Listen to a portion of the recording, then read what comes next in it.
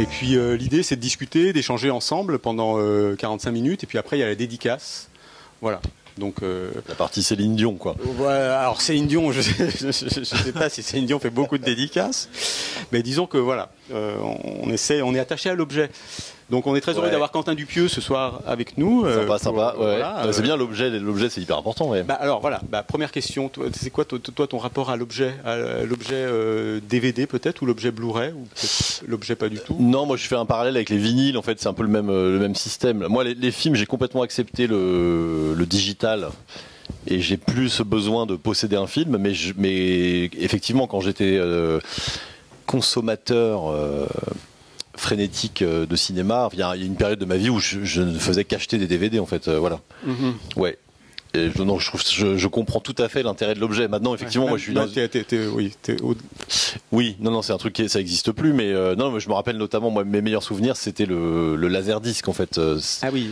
Là, on avait vraiment l'impression de posséder un film parce que c'était grand. Ouais. Et que on n'a jamais eu une aussi bonne qualité d'image sur un disque en fait, voilà. Donc je suis un peu, voilà, j'ai presque 50 ans, j'ai connu le laserdisc. C'était un produit luxueux, mais c'était super, c'était sublime. Et il te reste des laserdiscs chez toi? Non, c'est vieux, c'est vieux. Mais c'est pour ça que dans les échanges mails, je te demandais une liste de films, ce que je fais à tous les invités pour faire un peu le lien avec la boutique, avec voilà. Et bon. Non, je suis désolé.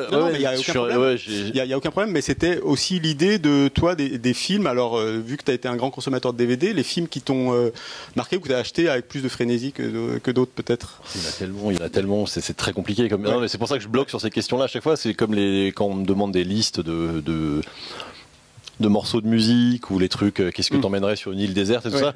Moi, je bug systématiquement parce que c'est tellement vaste. Il y a tellement de choses. Après, il y a des films qui m'ont plus marqué que d'autres. Non, alors plutôt, la vraie question rituelle que je pose, c'est ta première image ton premier souvenir de film ou de salle de cinéma, le premier souvenir d'un film qui t'a marqué, enfant ou je sais pas. Ouais, on me demande. Ah, aussi. Voilà, d'accord, j'y arriverai pas.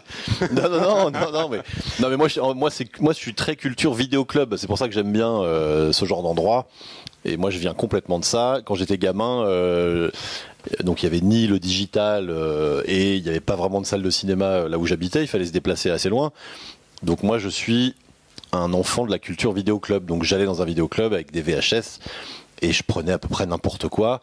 Tout ce qui avait l'air un petit peu gore, principalement, puisque j'avais 15 ans. Voilà, j'ai commencé comme ça, c'est-à-dire que je regardais tous ces trucs-là, mais je suis aussi tombé par hasard sur des films genre Série Noire de Corneau, complètement au hasard en fait, dans la boutique. Et il y avait moins de choix, donc voilà, on avait l'impression qu'on pouvait faire le tour du vidéoclub et de tout voir. Et j'en ai vu beaucoup. Il y a des trucs que j'ai consommés comme ça. Après, il y a des films que j'ai loués plein de fois. Ne me jugez pas, mais par exemple, Massacre à la tronçonneuse, le film original, c'est un truc voilà, quand j'étais jeune, c'est un truc qui m'a vraiment marqué pour plein de raisons. C'est dur à expliquer, mais c'est des impressions de cinéma qui, voilà, quand on n'imagine pas que ça existe, quand on le découvre, ça fait tout drôle en fait. Voilà. Surtout cette impression, c'est un truc qui m'a marqué, ça. L'impression de voir d'un truc horrible. Alors qu'en fait, il n'y a pas grand-chose d'horrible dans le film. Voilà. Quand j'ai compris ce truc-là, je me suis dit qu'il y avait des trucs à comprendre là-dedans, qu'il ne fallait pas nécessairement montrer les choses. Voilà, mais là, je vous parle d'un temps, c'était vraiment, je commençais à peine à avoir l'idée de faire des films, en fait. C'était très tôt. Et cette idée, parce que toi tu es d'abord musicien, ensuite cinéaste, mais cette idée de faire des films. Alors non, c'est l'inverse. Pardon, non, c'est l'inverse. En fait, c'est l'inverse. Ouais. J'ai été connu et reconnu pour la musique avant. Voilà. Mais en fait, je faisais des courts-métrages très tôt, moi, avant même de savoir ce que c'était un synthétiseur. J'étais déjà habile avec la caméra, on peut dire. D'accord. Oui. Et après, j'ai été obligé de faire obligé en quelque sorte de mettre de la musique sur mes courts-métrages. D'accord. Et du coup, je me suis procuré un synthétiseur, etc. Ok. Voilà, donc non, c'est dans l'autre sens. C'est dans l'autre sens. Oui. Mais ta reconnaissance au niveau du cinéma, elle arrive plutôt assez maintenant. Maintenant, en fait, depuis une quinzaine d'années. Non, c'est assez récent que je sois à ce point-là accepté et validé et encouragé. C'est-à-dire qu'avant, moi, je forçais. Mon premier essai, ça s'appelle le non-film. C'est un truc que j'ai autoproduit. 2001. 2001. qui était complètement. Moi, je l'ai fait. C'est un film que j'ai fait pour moi, donc c'était un peu, voilà, c'était un essai, on va dire. Donc ça, aucune reconnaissance à part de mes amis, on va dire. Et puis après mon premier long métrage Steak avec Eric Ramsey, où on a reçu des tomates et où c'était une sortie assez violente en fait. C'était un premier pas dans l'industrie qui était pas hyper agréable en fait. Voilà. Mais de ne pas être reconnu par le milieu, ou de vouloir être reconnu par le milieu, c'est quelque chose d'important pour toi. Non, je parlais du public. C'est le public qui a lancé les tomates. Après, le milieu, le milieu, il se fie à ça en fait. Si le public m'avait adoré, le milieu m'aurait adoré également. C'est aussi simple que ça. Hein. Si on fait des entrées et que ça se passe bien, on a le droit de recommencer. Là, en l'occurrence, c'était très décevant par rapport aux attentes du distributeur à l'époque, puisque c'était Eric et Ramsey. On s'attendait à au moins 1 million d'entrées en fait, puisqu'ils en faisaient 2 à chaque fois. Donc c'était très décevant et le film était vécu comme un truc bizarre et c'est normal parce que c'était un film bizarre, mais voilà. Mais on associe ton univers aussi au bizarre, au loufoque, à l'étrange. Toi, ça te voilà, t'en tire une certaine, voilà, c'est fidèle à ce que tu veux faire, ou ça te fatigue un peu qu'on t'étiquette un peu comme ça de toute façon, l'étiquette, quoi qu'il arrive, c'est chiant. Il y a pas une étiquette valable qui est intéressante, même une étiquette qui serait hyper glorifiante, j'en veux pas en fait. Voilà, donc tout c'est ce lexique un peu réduit qui sert aux journalistes à me définir. Il est un peu, oui, il est pas hyper intéressant quoi. Déjanté, barré, loufoque, trublion. J'en passe. Non mais c'est que ça en fait. Moi je lis que ça sur mes films. Il y a quelques bons journalistes qui qui développent un peu, mais sinon les accroches, les titres, enfin c'est ce qu'on dit de mes films. Barré, voilà, je l'ai dit déjà, ouais. Non, oui, j'en ai un peu marre, mais après, on pourrait changer de mots et puis ça redevient ennuyeux très vite. C'est chiant de mettre des mots sur un cinéma. Moi, en plus, j'ai l'impression d'évoluer, j'ai l'impression de proposer des trucs qui changent. Alors oui, effectivement, j'ai l'impression qu'on peut reconnaître mes films, mais j'essaye quand même de me transformer, de jamais refaire le même film. Voilà. Mais pourquoi j'essaie de te faire parler des films qui t'ont inspiré, c'est que j'ai l'impression dans tes films qu'il y a beaucoup de cinéma. C'est-à-dire que tu as vu beaucoup de films où j'ai revu Réalité par exemple, que je trouve un film que je trouve abouti, beau même. Il y a quelque chose comme ça et en même temps plein de cinéma, plein d'amour du cinéma. Ouais, Réalité c'est très empreint de. En tout cas, je me rappelle, je me souviens, j'y pensais beaucoup. Donc déjà c'était à Los Angeles et moi je pensais beaucoup à un film qui s'appelle S.O.B. de Black Edwards.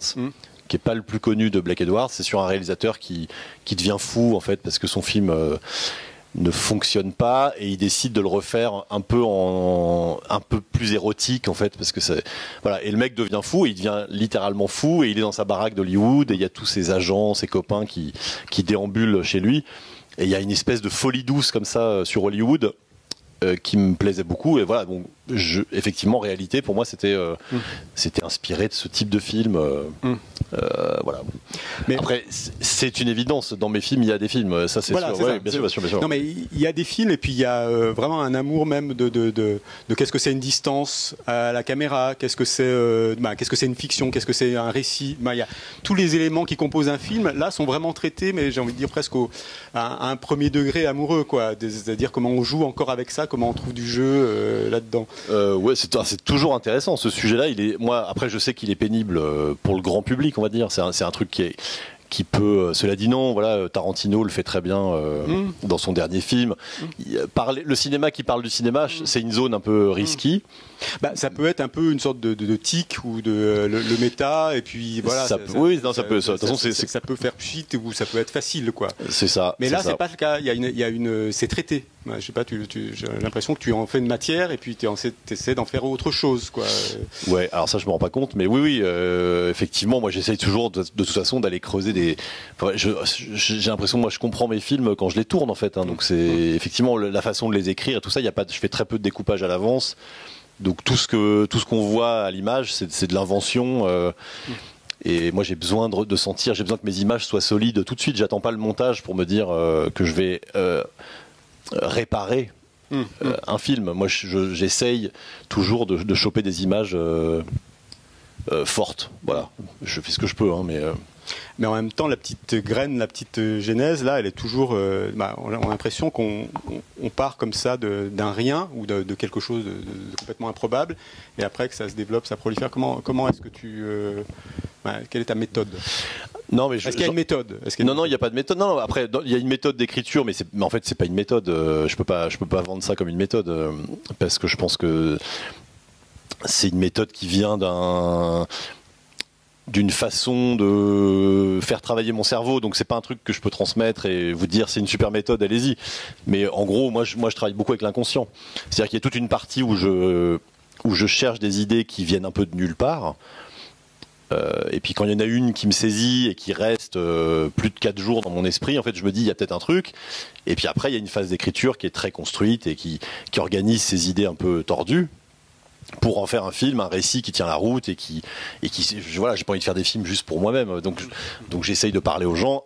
Voilà, c'est un peu, si on peut parler de méthode, c'est un peu ça moi je fais confiance à l'inconscient.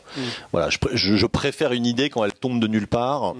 Quitte à me gourer et à me rendre compte sur le tournage qu'en fait je me suis inspiré d'un film et je m'en suis pas rendu compte, mais la plupart du temps ça fonctionne, c'est des idées qui viennent de nulle part et après il y a un travail, comme je le dis, d'écriture un peu plus précis pour que ces idées fonctionnent entre elles et qu'il y ait un ensemble harmonieux et surtout lisible, parce qu'il ne s'agit pas de faire des films expérimentaux, parce que moi c'est pas un truc qui m'intéresse, l'expérimental, en tout cas pas dans une salle, enfin pas comme ça. Voilà, moi je fais des films qui sont quand même inscrits, qui sortent en salle et qui proposent un divertissement. Moi c'est quand même ça qui m'intéresse. Non, mais cette mécanique du rêve, c'est vraiment ça. C'est vraiment, on pourrait prendre les enquêtes, les écrits de Freud et voir les déplacements, les dérèglements, les refoulements. Ça fonctionne vraiment. Il y a vraiment ce vocabulaire-là qui est dans énormément de tes films et qui est très cinématographique. C'est pas seulement, c'est pas du tout théorique. C'est que c'est incarné, c'est animé et puis ça. Oui, voilà. C'est pour ça que la bizarrerie, l'étrangeté, oui, non. Non. Oui, non, en fait c'est pas beau. Non, puis c'est un peu facile. Être bizarre, c'est facile. C'est facile. Il y a un truc un peu, ça suffit pas en fait. Voilà, c'est ça. C'est un peu c'est totalement réducteur. Incroyable mais vrai. Donc, parce qu'on a parlé de réalité, il y avait Alain Chabat dans Réalité. Ouais. Dans chacun de tes films, il y a des comédiens. Quand on voit tes films, on sent qu'il y a un plaisir. Je serais comédien, j'aurais envie d'aller m'amuser ou d'aller, je sais pas. Je pense qu'il y a un plaisir de jeu. Alors je sais pas. Peut-être que t'es un tyran sur un plateau. Non, pas du tout. Non, c'est que déjà c'est des films qui se tournent à une échelle que les comédiens. Je vais pas dire qu'ils la comprennent pas, mais c'est comme une récré parce que c'est plus petit qu'un tournage traditionnel et surtout comment dire, on ne fait pas des installations qui prennent des heures. C'est-à-dire qu'en gros, c'est comme ça que j'ai eu Benoît Poulvorde qui était vraiment très fatigué. Dans Au Poste, et j'ai réussi à le convaincre en lui disant mais tu sais, sur mon plateau en fait on va faire que tourner. Tu seras pas dans ta loge parce qu'en fait c'est ça qui se passe, c'est-à-dire que les installations sont très rapides. Moi je prends des décisions très vite, que ce soit le cadre, la lumière et la mise en scène. Et ce qui fait qu'en fait je passe beaucoup de temps avec les comédiens et en fait du coup ils s'amusent beaucoup parce qu'en fait le drame d'un comédien c'est d'attendre 5 heures pour venir ouvrir une porte et dire bonjour. Ça c'est le drame et ça arrive dans tous les films en fait. Suivant les plans de travail, je sais pas si les gens se rendent compte. Mais des films qui se tournent sur 70 jours, le comédien principal, il y a plein de jours où il est là pour rien, juste pour venir faire un raccord, et il va attendre 5 heures, et il ouvre une porte. J'exagère, mais c'est un peu ça, c'est un peu comme ça qu'on fait le cinéma parfois, quand c'est trop gros, voilà, moi j'ai réduit le système, il n'y a pas de chef opérateur. Ah oui. Tout ça va très vite, je fais l'image tout seul, j'accorde un soin relatif à tout ça parce que ça m'intéresse, mais pour moi c'est pas l'essentiel, c'est-à-dire que je me vois, dès que je me perds dans une perfection, quand j'essaye d'obtenir un truc, un reflet, je sais que c'est de la connerie, et en fait je sais que je perds mon temps et que je ferais mieux de travailler avec les comédiens parce que c'est mon point de vue, hein, pardon, je suis là pour ça en même temps. Après, non, je comprends que ça vous fasse marrer, mais il y a des gens pour qui c'est un autre métier. Voilà, faire de la belle lumière, prendre le temps de faire un film et tout ça, c'est un autre métier qui n'est pas le mien et qui ne m'intéresse pas. Ah, par contre, j'aime bien voir des grands films avec une belle lumière, attention. Ça me touche autant que vous. Mais par contre, moi, mon plateau, ça m'ennuie très vite. C'est-à-dire que la technique, quand on est là à perdre du temps, à faire des images, j'ai l'impression de passer à côté de mon film parce que au final, ce qu'on retient des films, c'est les comédiens. Ou alors, il y a des grands films qui sont faits autrement, qui sont faits pour vous communiquer une autre sensation. Moi, je fais de la comédie. C'est à peu près tout ce qui m'intéresse dans mon cinéma, c'est de créer un cinéma divertissant, mais pas comme les films débiles qu'on nous propose toute l'année. Des comédies qui soient un peu autres, un peu hybrides, donc avec du cinéma, mais aussi avec des trucs tordus. Et voilà. Alors, donc en fait, c'est pour ça, pour répondre à ça, les comédiens viennent avec plaisir parce qu'en fait, on tourne. On tourne beaucoup et on s'amuse à tourner. C'est rigoureux parce que le texte est écrit. Et... Voilà, t'es très précis, tu demandes. Ouais, mais ça aussi ils aiment parce que en fait, après, je sais pas pour me, ça se trouve ils me racontent tout ça pour me jeter des fleurs, hein, c'est possible, pour me faire plaisir, mais ils me donnent la sensation que mon texte est bon et que habituellement ils ont envie de réécrire, ils changent leur ligne et ils ont envie de discuter. Là, ils arrivent, ils ont un texte qui est prêt, on tourne quasiment immédiatement. Du coup, il y a un espèce de plaisir assez facile et immédiat. Voilà, ça veut pas dire qu'on travaille pas, hein. C'est juste, ça veut dire que c'est un rapport assez simple en fait. Voilà, moi j'ai complètement désacralisé le fait de faire un film. Je suis pas angoissé, j'ai pas peur, je ne transmets aucune angoisse à personne. Je suis que dans le plaisir, comme si j'avais 8 ans et demi. Donc je pense que c'est communicatif et c'est valable tous les jours, même quand il y a des soucis, c'est-à-dire que même quand il y a des pépins, même quand il y a un décor qui est pas beau, même quand on s'est trompé sur un truc. En fait, j'arrive à faire en sorte que tout ça ne soit pas sacré. Et du coup, c'est un plateau qui est très très agréable. Et ça, vous pouvez le vérifier avec tout le monde. Tout le monde s'amuse. Voilà. Mais toi, dans ton idée du film, tu dois imaginer donc deux comédiens. Bon là, en l'occurrence, les couples Alain Chabat, Léa Drucker et Anaïs de Moustier et Benoît Magimel. Et dans ce choix-là, il doit y avoir une certaine jubilation en te disant, en pensant comment ça va se frotter, quoi. Comment est-ce qu'ils vont parce que je sais pas, je pense que c'est des comédiens qui avaient peut-être jamais tourné ensemble ou qui se connaissent. Oui, non, ça c'est sûr. Moi, j'aime bien créer des combinaisons nouvelles. Je crois que c'est ça c'est sûr. Après, c'est pas non plus un dogme. Il s'agit pas de toujours créer une nouvelle bande, mais c'est vrai que là, tu n'aimes pas les habitudes. C'est pas que j'aime pas, c'est que je me vois dans la facilité en fait. Voilà. Et c'est un truc qui, moi j'aime bien quand même être en recherche tout le temps. Donc en fait, créer, voilà, ne serait-ce que cette scène de dîner dans Incroyable mais vrai avec 4 comédiens qui n'ont jamais joué ensemble et qui sont 4 comédiens brillants et tous dans un domaine un peu différent. En fait, c'est pas des comédiens qui viennent de la même famille, on peut dire. Rien que ça, c'est passionnant. En fait, c'est hyper intéressant. Et puis en fait, c'est une idée. Donc on s'invente un truc en y pensant et en l'écrivant. Et puis quand ça se produit réellement devant la caméra, en fait, je me rends compte que j'avais raison parce que c'est ils sont tous un tout petit peu en danger parce qu'ils se connaissent pas et parce que même s'ils se connaissent, ils se sont rencontrés, je sais pas où, dans des cérémonies où j'en ai aucune idée, mais ils n'ont jamais travaillé ensemble et du coup il y a un espèce d'enjeu pour tout le monde de réussir une scène et je trouve que voilà que c'est une belle façon d'être certain de mettre en boîte des trucs inédits. En quelque sorte.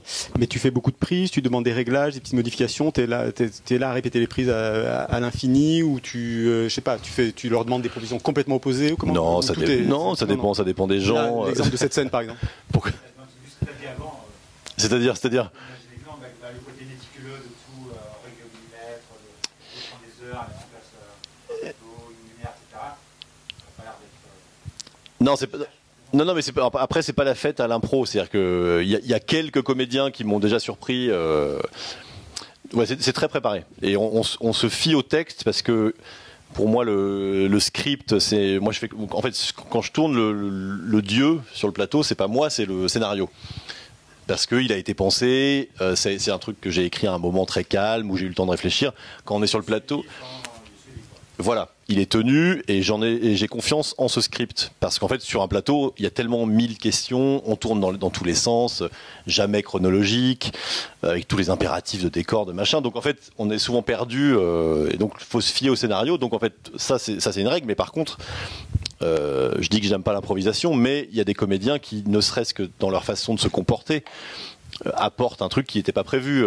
Là sur ce dernier film, enfin sur Incroyable mais vrai. j'avais pas préconçu le personnage de Benoît Magimel, par exemple. Il y avait des trucs qui étaient indiqués dans le texte, mais c'est lui qui est venu avec cette proposition, en fait. Il est assez incroyable, il est assez oui. exceptionnel. Et c'était super. Voilà. Après, en fait, c'est différent avec tous les comédiens. Il y a des comédiens. Il y a des comédiens qui sont hyper rigoureux et qui vont faire la même prise de manière très précise. Il y en a d'autres qui sont moins rigoureux, qui partent dans tous les sens. Et puis voilà, c'est un mélange de.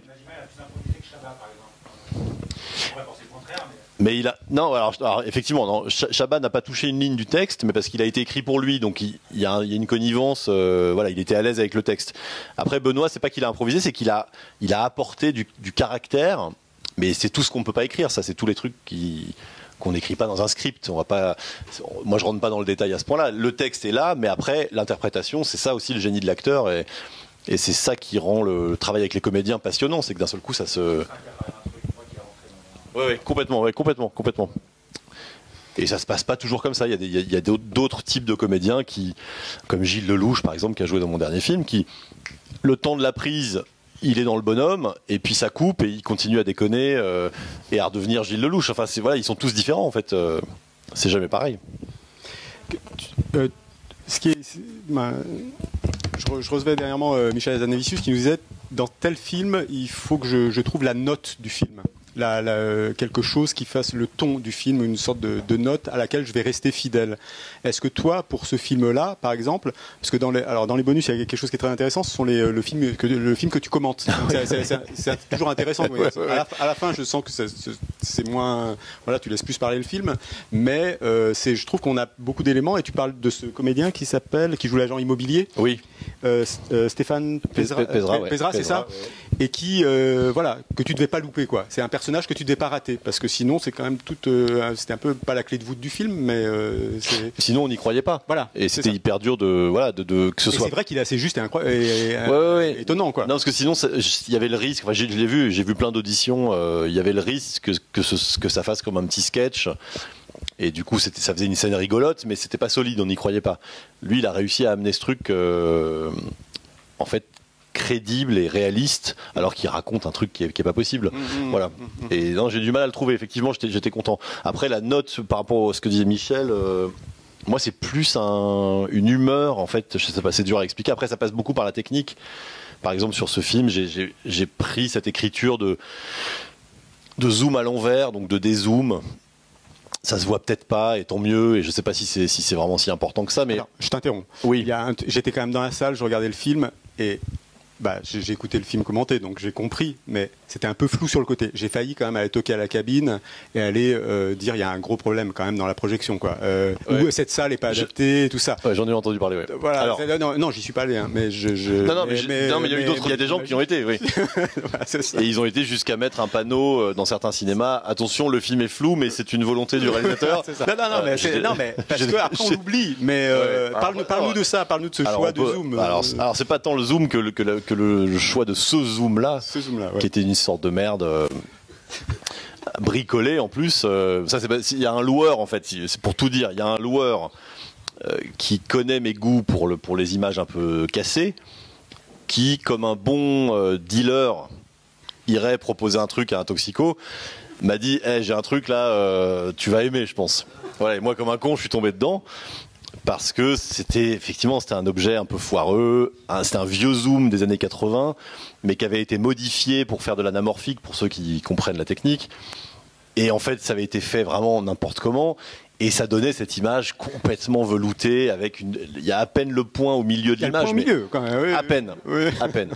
Alors après, pour me justifier, je dirais que moi, comme dans toute la chaîne de mon travail, je travaille sur des images qui sont extrêmement précises. C'est-à-dire que sur mon ordinateur, sur mon écran de montage, et les écrans qui nous servent, et les projecteurs qui nous servent à étalonner, et puis toutes les belles projections qu'on fait pour valider le film, en fait, sur une très belle projection, c'est un film qui est très beau.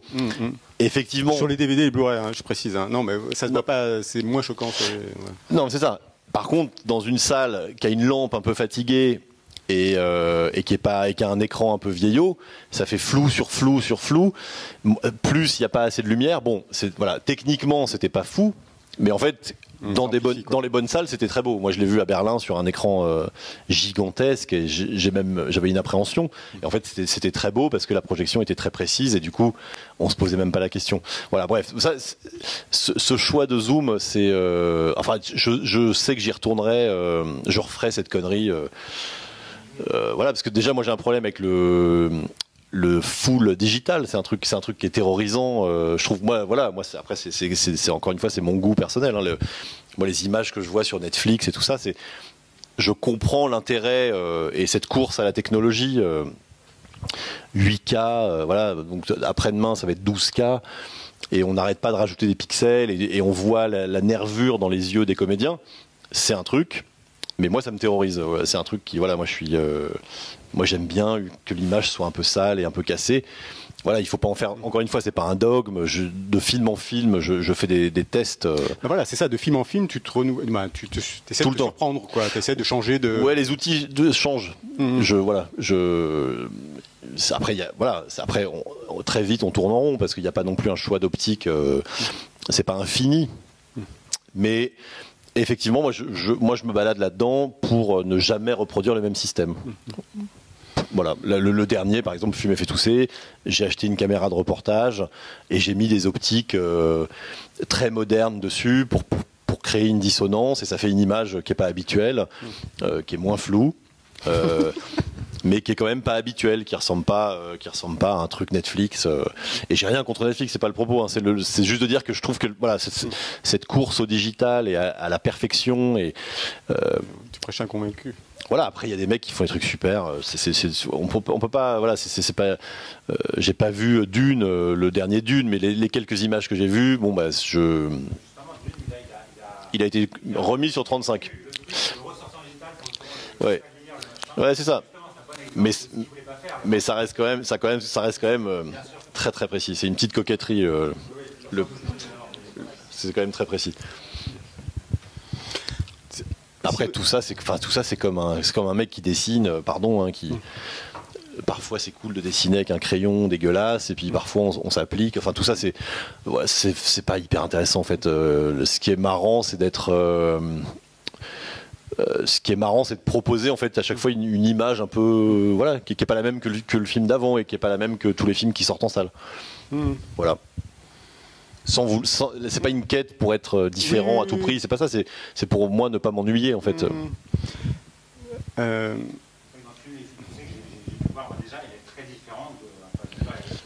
Oui. C'est presque pas le contraire, mais sur le côté surtout contrasté, presque, ouais, puis c'est une caméra portée, alors que l'autre c'était une vision hyper figée avec un zoom. Là, c'est une caméra un peu portée. Bon, oui, non, mais encore une fois, tout ça, je pense, que ça fait pas un film. C'est des trucs que je me raconte moi pour varier les plaisirs, mais l'essentiel n'est pas là. Oui. J'espère. S'il y a des questions où il y a beaucoup de monde, donc je vois pas tout le monde au fond, et Quentin est assis, donc il y a des gens qui ne voient pas du tout. Mais levez le bras, levez la main, et puis on peut faire circuler le micro, oui.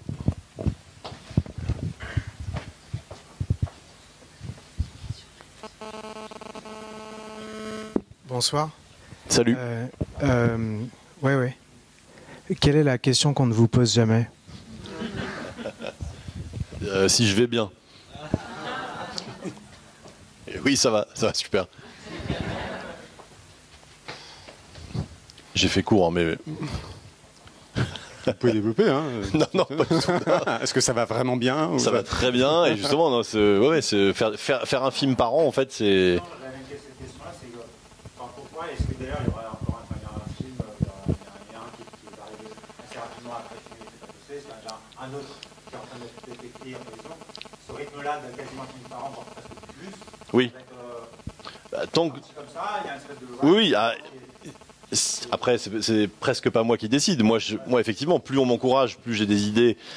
Et puis voilà, mais après, il faut les financer. Si un jour on me coupe les vivres, je pourrais rien faire. Mais pour l'instant, oui. Pour l'instant, effectivement, il y a plein de films en route. Et peut-être aussi avec des productions simples, vous disiez tout à l'heure, pas quel est le budget de... ouais. Pas très cher par rapport à... Ça, c'est sûr.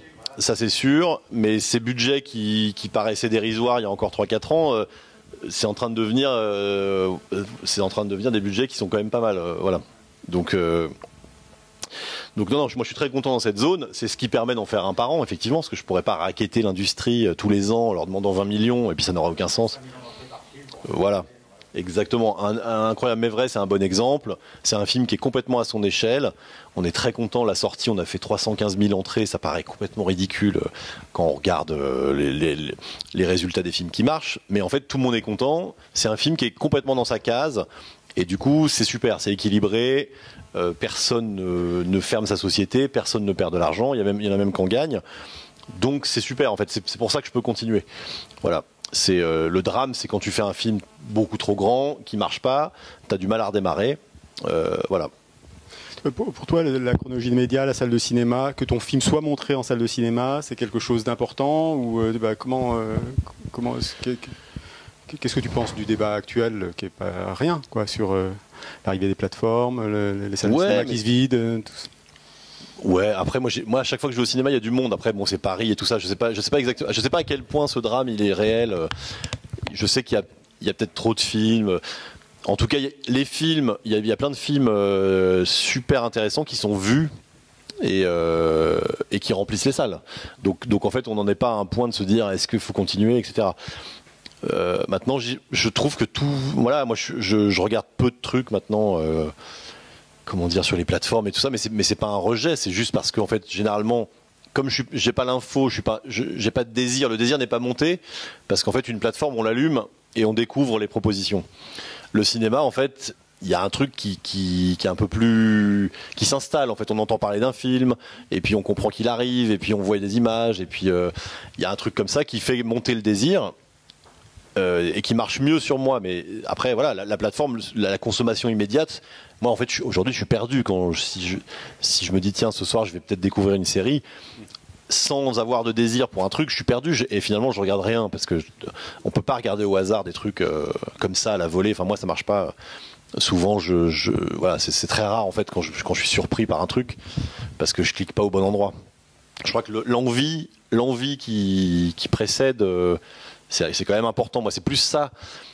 C'est plutôt que la salle ou pas la salle. C'est plus comment on a envie de voir un film. Et comment tu as envie? T'as des amis référents comme ça, ou t'as des je sais pas, des sites que tu consultes, ou je sais pas, des réalisateurs que tu suis?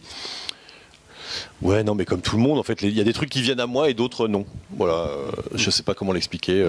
C'est ouais. Le dernier grand film, le dernier film que tu as vraiment beaucoup aimé. La Palme d'Or. Voilà.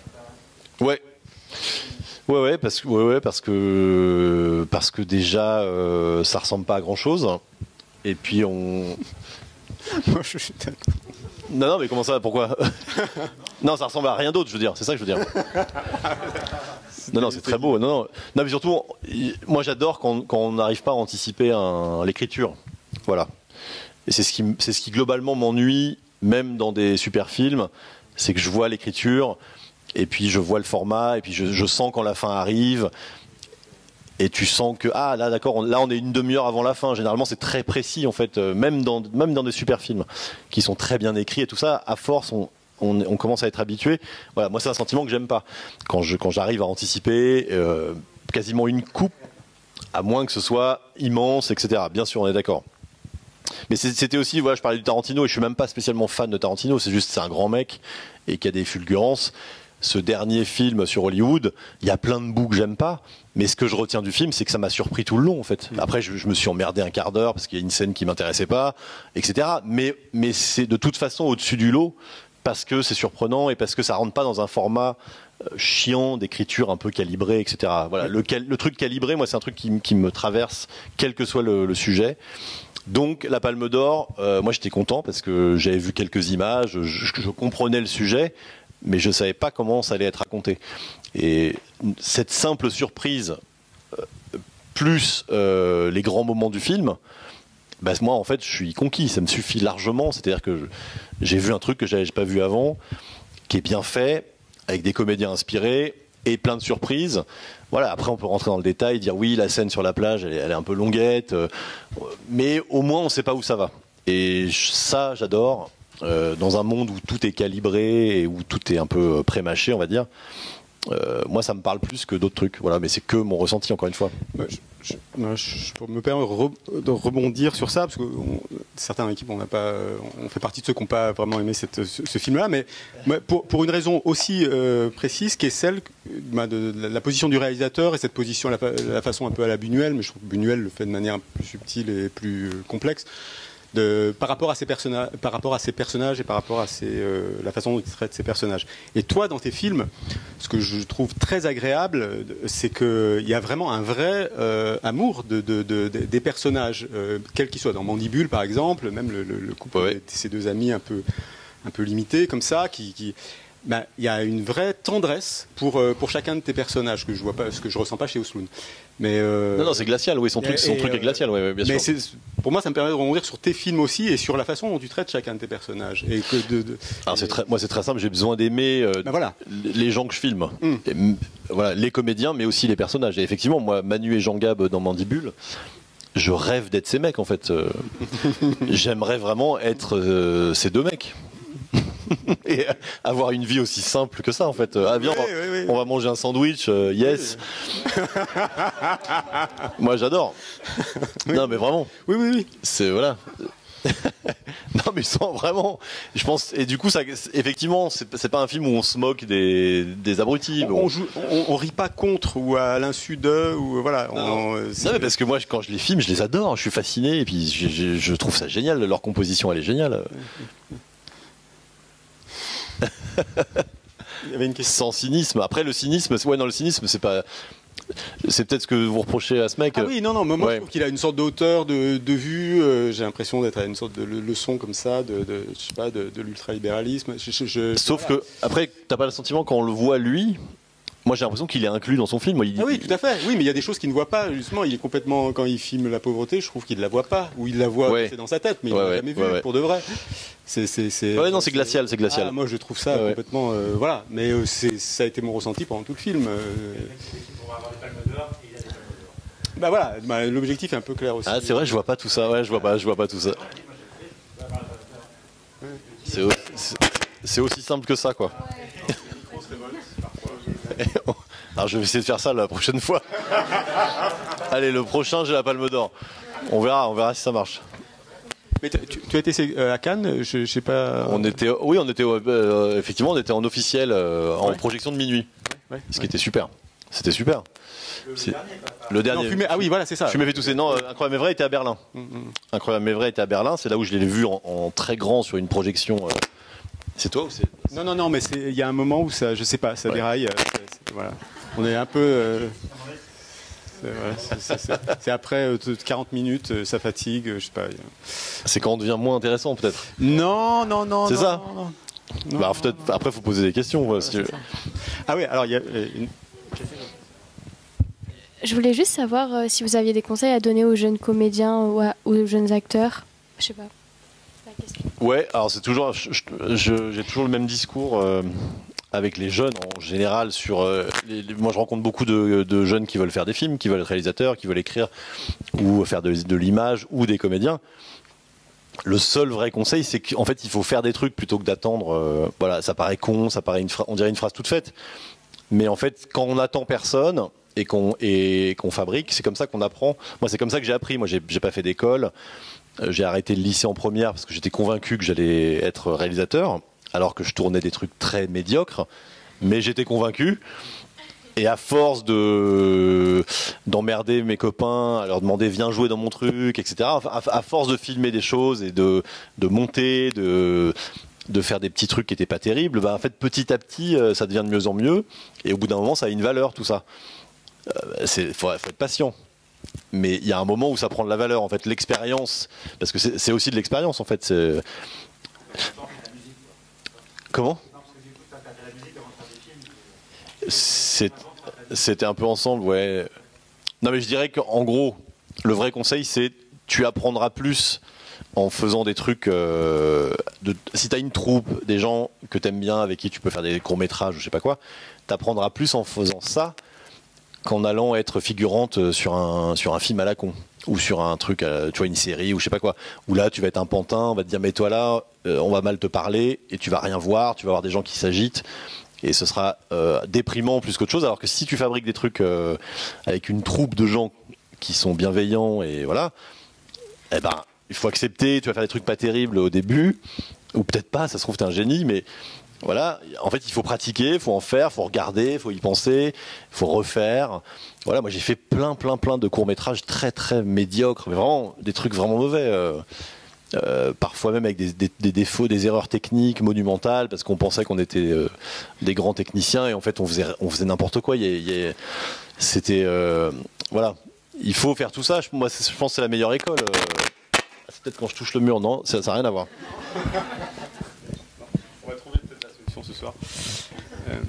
Oui, oula. Trois. Merci. Ça va être long de filmer tout comme ça. Hein. Ouais.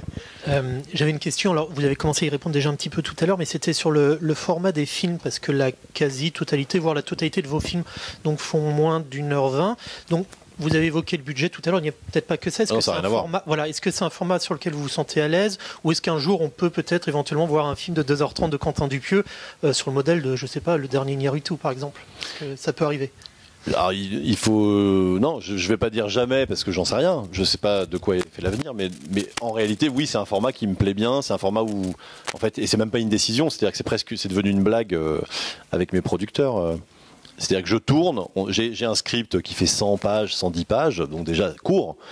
J'ai un script qui fait à peu près 1h40, on va dire, en théorie, 1h30, on va dire, pour simplifier.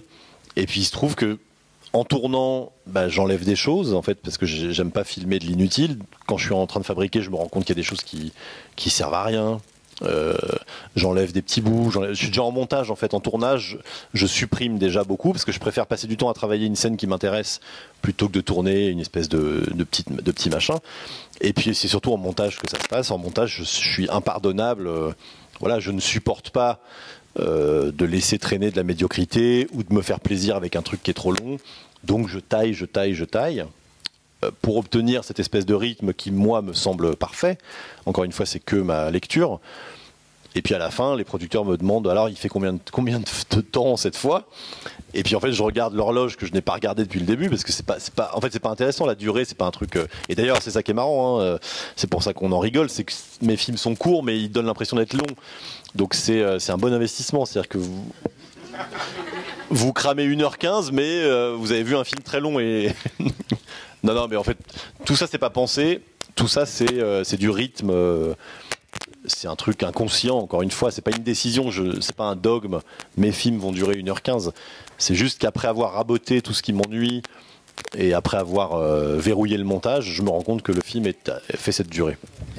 C'est assez amusant que tu parles de ça parce que dans celui-là, dans Incroyable mais vrai, il y a vraiment qui est une forme, je trouve, une sorte de petite fable comme ça, une forme assez ramassée, courte. Il y a vraiment la dernière partie où tu pas expédie, mais je me dis, tiens, il a la flemme de tourner toutes ces scènes qui auraient pu être intéressantes, mais pourquoi pas?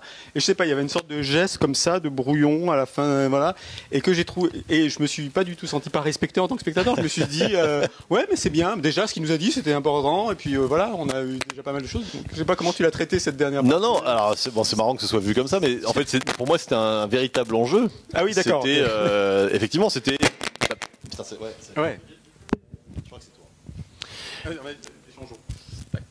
Mais celui-là marche pas en fait. Si.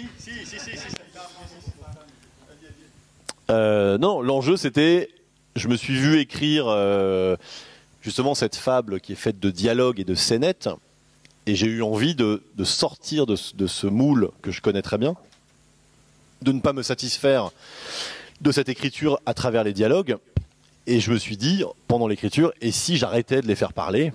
Et si en fait je basculais dans autre chose? On les connaît, on les a vus parler, on connaît à peu près leur personnalité, leurs émotions, et on a une idée assez précise de qui ils sont. Tiens, et si j'enlevais les dialogues en fait? Parce que c'est un truc qui est un peu facile chez moi, je peux en écrire des tonnes, c'est un truc effectivement, j'adore ça, je pourrais filmer des heures des gens qui discutent, mais ça fait pas un film. Voilà, et là moi c'était une envie, en fait j'avais envie que le film décolle. Il y avait ça, il y avait aussi l'envie que le film... C'est un film qui parle du temps. J'avais envie de jouer avec le temps, donc l'accélération. Et puis généralement, ça c'est ce que les Américains appellent un montage. Eux ils disent quand il y a ce petit moment dans un film où la narration s'accélère pour passer à une autre étape. On voit les gens qui repeignent chez eux, il y a de la musique, et puis après on passe à autre chose, ça dure 45 secondes. Il y a un morceau de musique qui accompagne un déroulé. Bon, voilà, eux ils appellent ça le montage. Je me suis dit, et si en fait je terminais en montage? C'est pas une transition, en fait, c'est un morceau réel. Donc en fait, voilà, encore une fois, j'ai eu cette envie, j'ai été au bout, et c'était effectivement, c'était un challenge. C'était un challenge de faire en sorte que ce truc prenne. Alors voilà, effectivement, ça a été vécu par plein de gens comme un truc de flemmard, parce qu'on peut se dire, il a pas écrit les scènes, etc. Mais en réalité, il y avait une volonté de faire décoller le film, et en musique surtout, parce que c'est un truc que je fais très peu. La musique, elle est pas super présente, en tout cas dans mes films récents. C'est un truc qui est là pour accompagner. Là, j'avais envie de partir dans la musique et de faire décoller un peu de sortir de la zone de confort du film. Voilà. D'accord, ok.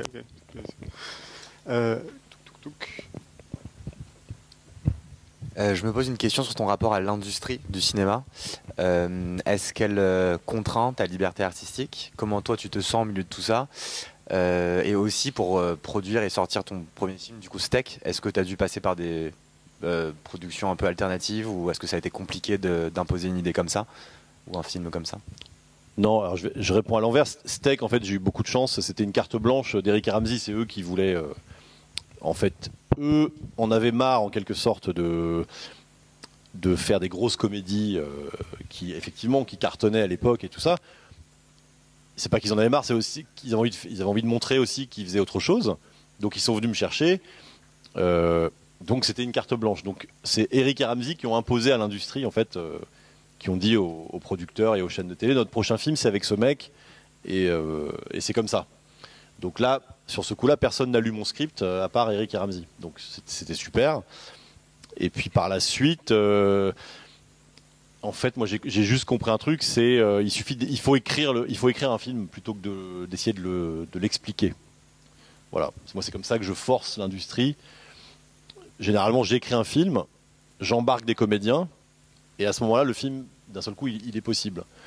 Voilà. Parce que si on parle d'Incroyable mais vrai, ou d'ailleurs de ça, c'est valable avec tous mes films. Si on essaye de...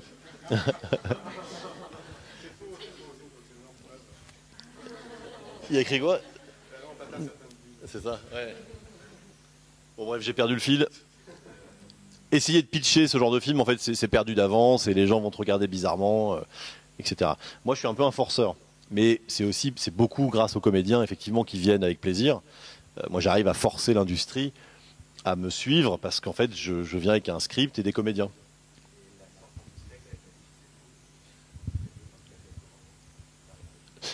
C'était chiant parce que en fait, on n'a pas eu le bon public, c'est-à-dire que globalement, la presse était catastrophique, à part les cahiers du cinéma. Je sais pas pourquoi à l'époque ils ont vu que c'était un truc un peu bis, mais on a eu le mauvais public. On a eu des enfants qui avaient aimé les Dalton.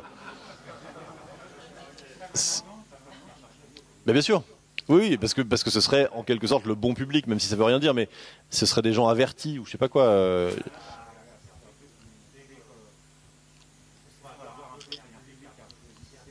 Oui, c'est ça. Voilà. Là, les gens pensaient aller voir un film de Eric Ramsey. Donc c'était une déception pour beaucoup de gens. Après, c'était pas un calvaire, mais en plus, on avait fait presque 300 000 entrées. En vrai, c'est super pour un film d'arrêt d'essai qui avait coûté 3,5 millions. En fait, c'était super. Mais comme l'industrie s'était imaginé qu'ils avaient la nouvelle comédie d'Eric Ramsey et qu'ils allaient mentir un peu au public, etc., en fait, ces gens-là étaient déçus, mais en réalité, c'était ok. Voilà, la preuve, je suis encore là. Mais effectivement, ça a été un peu plus dur de redémarrer après ça.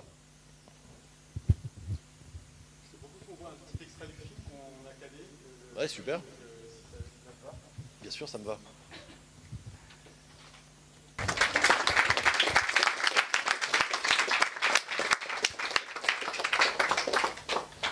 Ça va pas être très clair pour ceux qui n'ont pas vu le film, enfin... il avait une bite électronique. Voilà, c'est ça. Non, mais c'est quand même. Au-delà de la fable, il y a quand même. Moi, j'ai pris le film très au sérieux, quoi. J'ai pris très au premier degré, si tu veux, des enjeux sociétaux, les masculinités qui sont voilà. J'ai été beaucoup coincé en promotion, parce qu'il faut parler effectivement du film. Et effectivement, on m'a souvent lancé là-dessus. Alors, c'est là, tous ces sujets-là, ils sont là, mais c'était pas ce qui m'intéressait quand je tournais le film. Okay. Ouais, en fait, moi, ce qui m'intéresse, c'est d'entendre des gens rire. Donc, tous les sujets sont à peu près bons, en fait. Okay. Après, que ça parle de nous, etc., de notre société. Effectivement, moi, je suis un mec qui vit à cette époque, donc je reçois les infos de mon époque et je les recrache en cinéma, mais ça me paraît normal. C'était pas, il n'y avait pas une envie de ma part de. Non, mais sans innover sur l'éternelle jeunesse, les masculinités et tout ça. Mais c'est des choses qu'on sait. Mais en fait, les personnages qui sont là et assez caricaturaux, par exemple Benoît Magimel qui fait, c'est pas une performance, mais qui donne vraiment à ce personnage de gros beauf une sorte d'humanité qui est. Mais je crois que c'est ça. Tu l'as reçu comme ça et en gros, ça a été reçu comme ça parce que les comédiens sont hyper sincères. En fait, on n'est pas. On n'est pas en surplomb. On n'est pas en surplomb pour faire. C'est pas une pantalonnade. Non, pas du tout. C'est joué très sérieusement. Moi, c'est souvent comme ça. En fait, on fait passer les trucs les plus débiles de cette façon-là. Après, c'est une forme de. C'est un langage. Il y a des mecs qui font des films complètement. Il faudra peut-être penser à changer pour le prochain truc. Je sais pas, à un moment, vous attendez quoi? Vous attendez qu'il n'y ait plus personne? À un moment. Il y a des mecs qui font des films complètement débiles et c'est assumé, les trucs avec Will Ferrell, je sais pas quoi, j'ai même pas envie d'en citer, et c'est super. Il y a des mecs qui gèrent ça très bien et qui sont loin de la réalité. Moi, dans mon langage en ce moment, effectivement, je traite je traite l'absurde du monde et de l'être humain, mais avec beaucoup de sérieux, et on le fait. On se dit toujours en fait avec les comédiens, on finit toujours par se dire non, en fait, il faut rester dans un premier degré sincère, sinon ça devient, on fait les malins et on essaye de vous faire marrer. En fait, on rigole plus quand le personnage a l'air sincère. En fait, moi, en tout cas, ça me fait ça. Voilà, j'y crois beaucoup à cette formule où on fait passer des couleuvres en fait parce que tout le monde est hyper sincère. Cette histoire de beat électronique, c'est complètement ça pourrait passer effectivement comme un truc de grosse comédie à grosse ficelle. Nous, on le joue comme un drame intimiste de façon hyper il joue le gros beauf, mais il y a quand même une sensibilité, c'est pas juste une moquerie, et c'est ça qui crée ce petit trouble en fait que moi je trouve marrant, intéressant, et qui fait que les sujets sont là en fait malgré moi. Non, mais dans le plaisir de jeu aussi, et dans la petite blague, même quand il est à son bureau, et les réactions de Magimel, sur les incompréhensions d'humour, de blague, les regards, comme ça, tout ça, encore une fois, c'est un vrai plaisir de jeu et de comédien. Ouais. Après, j'ai envie de te dire, de mon point de vue, c'est le minimum syndical dans une comédie. C'est-à-dire que, en gros, c'est ce qu'on attend. C'est le minimum qu'on attend de ces comédiens qui sont brillants. On attend ce niveau de... Ouais. Par rapport aux autres comédiens qui sont beaucoup plus réalistes, où ils jouent vraiment leur rôle sans faire un surrôle, un peu de composition.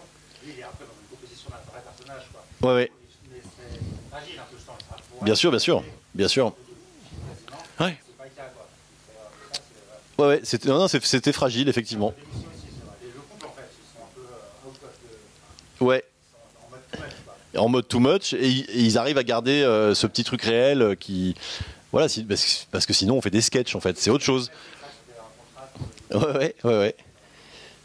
Après, tout ça, c'est des réglages... nous, on cherche, en fait, c'est con à dire, ça fait phrase écrite, encore une fois, on cherche la vérité, c'est-à-dire qu'on a un script qui est complètement aberrant. C'était le même, on parlait de l'agent immobilier. Moi, ce qui m'intéressait dans cette scène, c'était... j'avais envie que ça ait l'air vrai. Si ça n'a pas l'air vrai, d'un seul coup, on fait des sketchs. Et c'est un autre métier. Une question dans l'écriture, est-ce qu'il y a l'idée de leur... Ok, d'accord, j'ai l'idée de leur faire une maison, il y a un truc, un flux, machin, on passe 2 jours, 3 jours, c'est cette idée-là, et après on déroule, ou c'est autre chose, quand il arrive au milieu du scénario, et on en fait... Comment c'est... Non, j'ai commencé... C'était clair comme ça, ouais, j'ai marrant. c'est jamais, c'est jamais la même histoire. Ça se déroule jamais de la même façon. Là, je suis parti de l'envie de créer un couple entre Alain et Léa. C'était très simple. J'ai commencé à écrire une histoire. Non, oui, je me suis dit tiens, j'ai très envie de retrouver Alain parce que réalité, ça commence à avoir 10 ans, je crois, un truc comme ça. Et j'avais adoré travailler avec Alain. Et c'est un mec que j'entends dans ma tête, donc j'ai une espèce de facilité à l'imaginer parler. Donc voilà. Et j'avais très envie de bosser avec Léa. Je savais qu'ils n'avaient jamais tourné ensemble, donc il y avait un enjeu. Et puis j'ai commencé à écrire. Je savais que j'allais dans un truc un peu dramatique. Je ne sais même pas pourquoi, mais j'avais envie de parler d'un couple. Ouais, je suis parti du couple. Et puis après, c'est ce couple qui m'a emmené dans le conduit et dans le surnaturel. Et après, ça s'écrit tout seul, en fait, un peu. Hein. Question. Je voulais savoir comment c'est ton approche avec les comédiens, du coup, parce que est-ce qu'il y a un travail en amont, une réflexion, ou c'est tout ce qui est sur le plateau de Alors, encore une fois, ça dépend des projets, ça dépend des comédiens. Il y a des comédiens qui ont besoin de préparation, mais ça peut être des conversations, ça peut être parfois avec les moyens modernes, des références, on s'envoie des photos, on s'écrit, on communique beaucoup. Il y en a qui ont besoin de rien. C'est toujours voilà. Et puis il y a des projets qui voilà. J'ai tourné un petit film il y a pas longtemps qui était une sorte de suite de monologues avec des comédiens qui avaient beaucoup de blabla.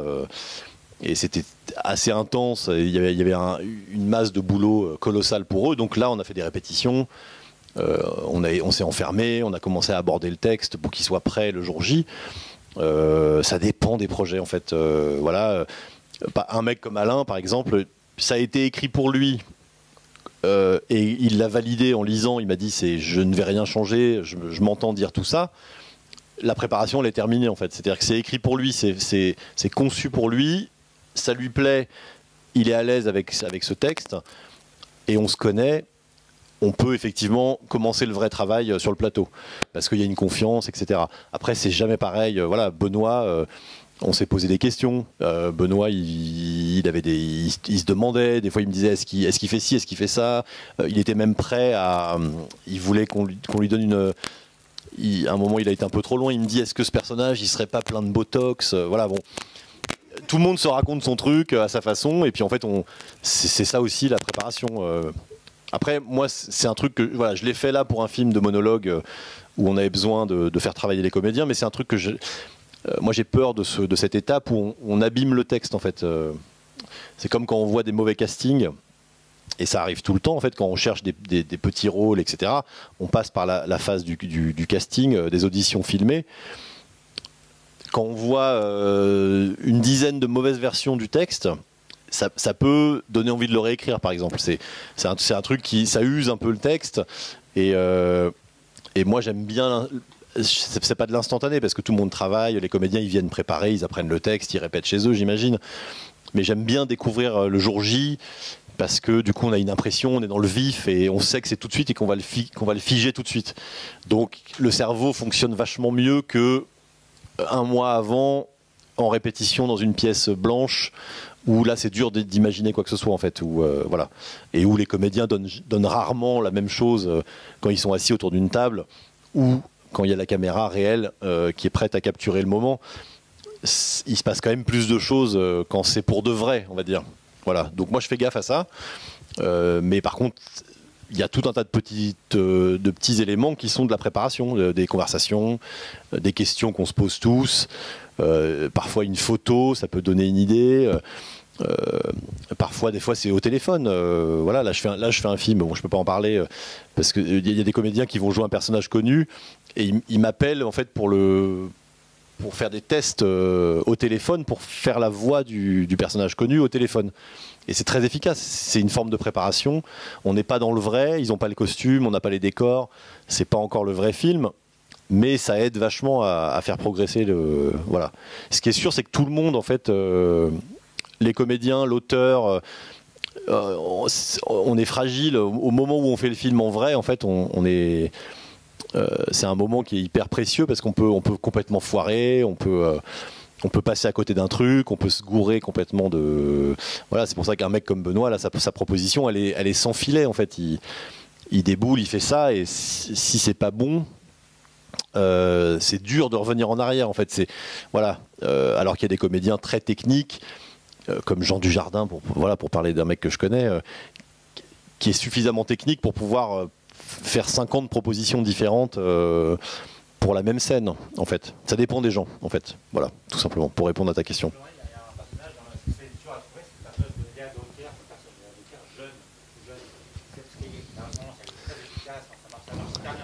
Ouais. Non, là.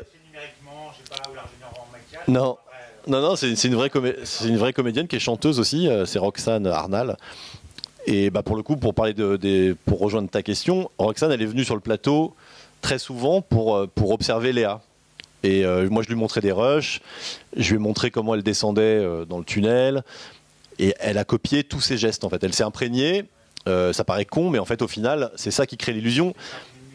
Exactement. Voilà, elle s'est appliquée à descendre les marches comme Léa, par exemple, pour qu'on se pose même pas la question, en fait. Et c'est très efficace parce qu'après, la ressemblance physique, elle est hyper relative. Elle lui ressemble pas tant que ça. Il y a un air. Il y a plus qu'un air, il y a une ressemblance, mais qui est dérangeante parce qu'on sent quand. Ouais. Mais ça, c'est super. Non, c'est super. Ça, c'était une vraie trouvaille. Ouais. Puis c'était. En fait, on trouvait pas. Hein. Elle est tombée du ciel. Non, pas évident. Mais on n'a jamais envisagé le trucage numérique. Ça aurait été terrible. Tu vois. Non. Ouais. Bah c'est super. On va faire la dédicace. Super. Juste quelques mots sur le film qui va venir, peut-être. Fumer fait tousser, si tu veux en parler. Ouais, alors c'est pareil. Ça sort quand déjà ? Le 30 novembre. D'accord. C'est complètement autre chose. Pour le coup, c'est très léger, mais très empreint des angoisses actuelles. Voilà, c'est-à-dire que c'est fumer fait tousser. Pour synthétiser, je pense que c'est un film qui veut être très drôle, mais qui est rattrapé par les angoisses de notre époque. Donc c'est marrant, c'est un espèce de mash-up d'angoisse. Mais étiré au max pour en faire de la comédie, mais c'est très ancré, sauf que c'est un peu fantaisiste, complètement nostalgique, ouais. Il y a Meet the Feebles, il y a tout ça. Alors le casting, il faudrait une demi-heure pour les. Ouais. Il y a du monde. Il y a plein de gens, mais c'est super. Encore une fois, j'ai créé une troupe. Bon, il y a ce groupe de justiciers qui s'appelle les Tabac Force, qui sont contre la cigarette. Et c'est Gilles Lelouch, Oulaya, Amamra, Jean-Pascal Zadi, Anaïs de Moustier et Vincent Lacoste. Donc ça c'est le cœur du film, c'est le groupe de justiciers. Et puis après, il y a plein d'histoires qui viennent se greffer à ce truc. Des histoires d'angoisse, mais au final, c'est comme un creep show. Je sais pas si les gens connaissent creep show, cette espèce de film avec des histoires. C'est un peu ça. Version 2022 avec c'est très sanglant mais très léger, voilà. Et voilà. Super, bah merci, très sympa, merci.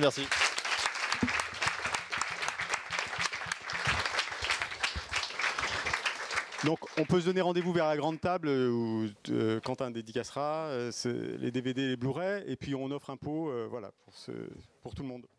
Merci à vous.